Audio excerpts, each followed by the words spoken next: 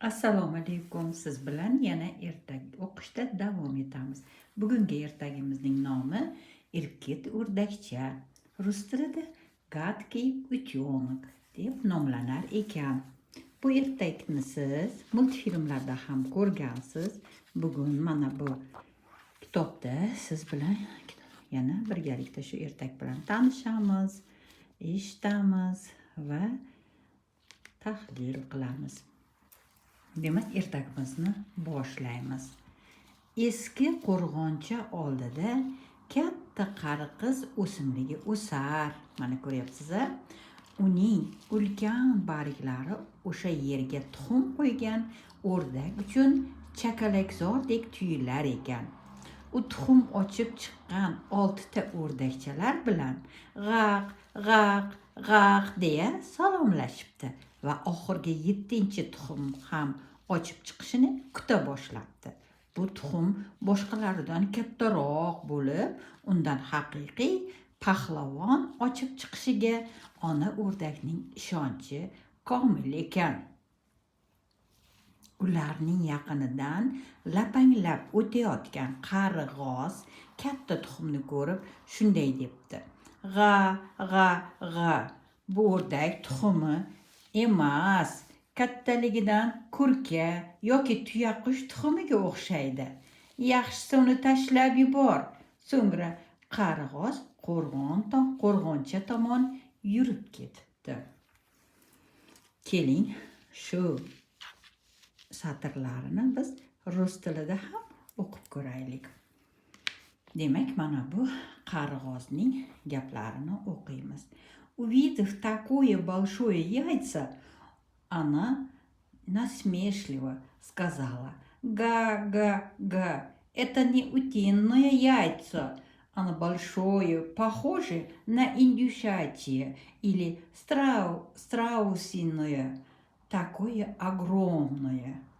Ты его не съедишь, лучше оставь его». Сказав все это, старая гусыня отправилась на птичий двор. Ana endi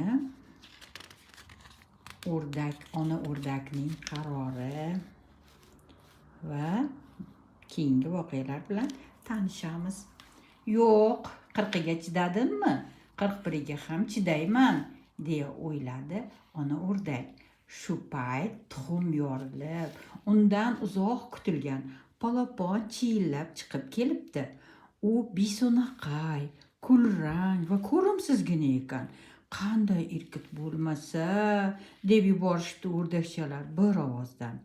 Tuxum ichida ko'p o'tirgani uchun rangi shunaqa. Xolos, yaqinda u ham sizlardek bo'lib qoladi, debdi ona o'rdak. Ana ko'ryapsizmi? Onalar uchun farzandlar hamisha birdek va polaponlarni ergashtirib qo'rg'oncha tomon yo'l olibdi. Qo'rg'oncha hovlisidagi hamma parandalar, tovuqlar, g'ozlar va kurkalar Irkit o'rdakchani o'rab olib cho'qiy boshlashibdi.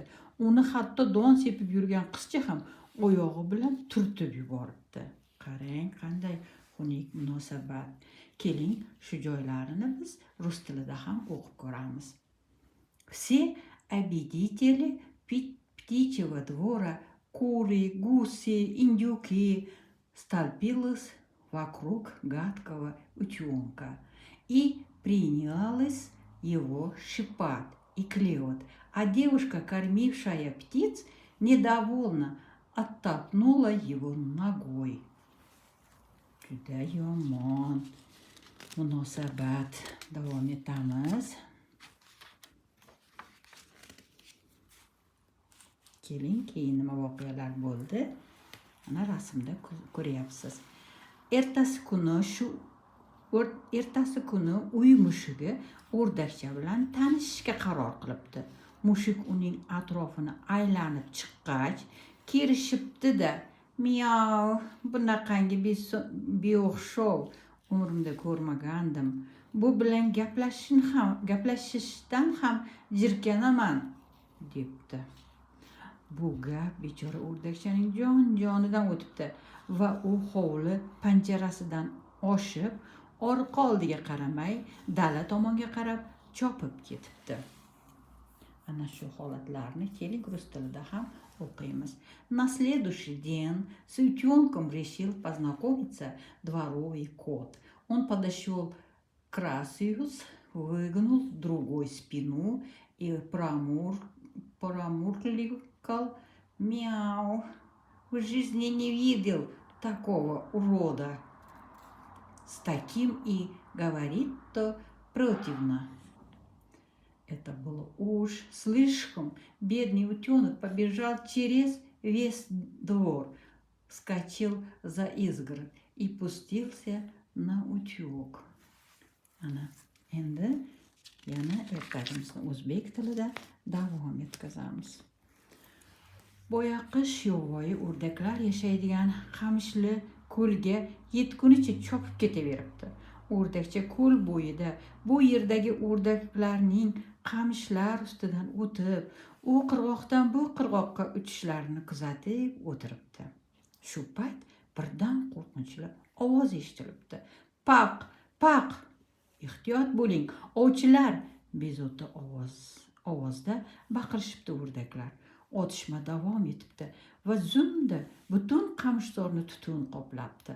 Miltiq ovozlari tingach, omon qolgan o'rdaklar boshqa tomonga uchib ketishibdi. G'amgin o'rdakcha yana yolg'iz qolibdi.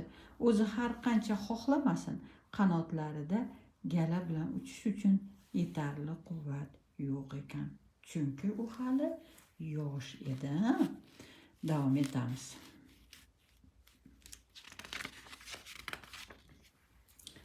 Kunlar sovib, daraxtlar oxirgi barglarini to'ka boshlashibdi. Shamol esa qora bulutlarni haydab kelibdi. Qamishlar sovuqdan himoya qila olmagani uchun o'rdakcha boshpana izlab bir uycha oldidan chiqib qolibdi. Uychada odam yashamas. Bir burchakda qari it mudrab yotar. Yerda esa katta oq tovuq aylanib yurardi. Qo'qqo tashrif buyurgan kim ekan? Voy, umrimda bunaqa xunuk jonzotni ko'rmagandim, debdi tovuq. Vov, tanballik bilan huribdi it. Ehtimol u tuxum qo'yishni bilar, lekin o'rdakcha tuxum qo'yishni ham bilmasdi. Chunki o'rdakcha katta ko'ringani bilan hali judayam yosh edi. Shunda tovuq jahl bilan: "Yo'qol bu yerdan. Sendek tekinxo'rga birovning ko'zi uchib turgani yo'q", debdi. Ana ko'ryapsiz-a? O'rdakcha yana xafa bo'libdi. Ana endi davom etamiz uni hayotida keyingi voqealarni. O'rdakcha yana ko'chada qolibdi. Yomg'ir aralash qor yog'ardi. Sovuqning zo'ridan boyaqish zo'rg'a oyoq bosar, yurishga ham madori qolmagan edi. Shu payt quyosh nurlari ko'lni yoritibdi va o'rdakcha hayratdan dong qotibdi. Suv yuzida juda ham chiroyli, qordek oppoq qushlar suzib yurishardi. Qanday go'zal qushlar, o'ylabdi o'rdakcha, lekin ularga yaqinlashgani istihola qilibdi. Oq qushlar uchib ketishganida esa o'rdakcha yana bir o'zi qolibdi. Ko'p o'tmay ko'l tamoman muzlabdi va o'rdakchani aylanib yurgan bolalar topib olishibdi. Uni uylariga olib borib ovqat berishibdi va birga ovchi o'yinini o'ynashibdi. Lekin o'rdakchaga bu o'yin yoqmabdi. Amallab bolalarning qo'lidan qutulibdi-yu, darchadan chiqib uchib ketibdi. Mana ko'ryapsiz-a, mana bolalar. Yana davom etamiz. O'rdakcha o'sha qahratonda og'ir kunlarni boshidan o'tkazibdi va nihoyat bahor kelibdi. Qorlar erib, ko'kda quyosh porlabdi.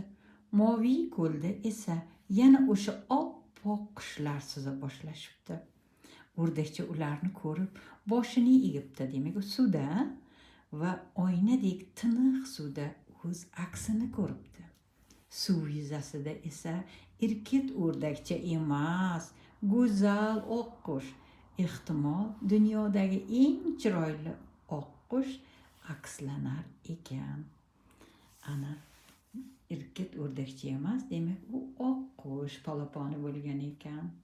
O'sha tuxum oqqushlarniki bo'lgan ekan. Mana nihoyat qiyinchiliklardan keyin o'z aksini, o'z sheriklarini topishga o'z sheriklarini topish nasib qildi. Endi shu joylarini, oxirgi qismlarini rus tilida ham o'qiymiz. Много бед и злоключений выпало на долю утенка в ту суровую зиму. Но вот, наконец, пришла весна. Снег растаял, солнце позолотило небо, а по голубой глади озера вновь поплыли сказочные белые птицы. Утенок склонил голову и, увидев блестящей и гладкой на зеркало в воде свое отражение. Это был вовсе не гадкий утенок, это был прекрасный лебедь и прекраснее, пожалуй, нет на целом свете. Nihoyat haqiqat yuzaga chiqdi. Qiyinchiliklar orqada qoldi. Go'zal oqqushga aylandi va o'z sheriklarini topdi. Ertagim sizga ma'qul bo'ldimi? Hurmatli tinglovchilar, ma'qul bo'lgan bo'lsa, albatta like tugmachasini bosib taqdirlashni unutmang va bizni kanalimizda kuzatishni davom eting. E'tiborlaringiz uchun rahmat. Sog' bo'ling, salomat bo'ling.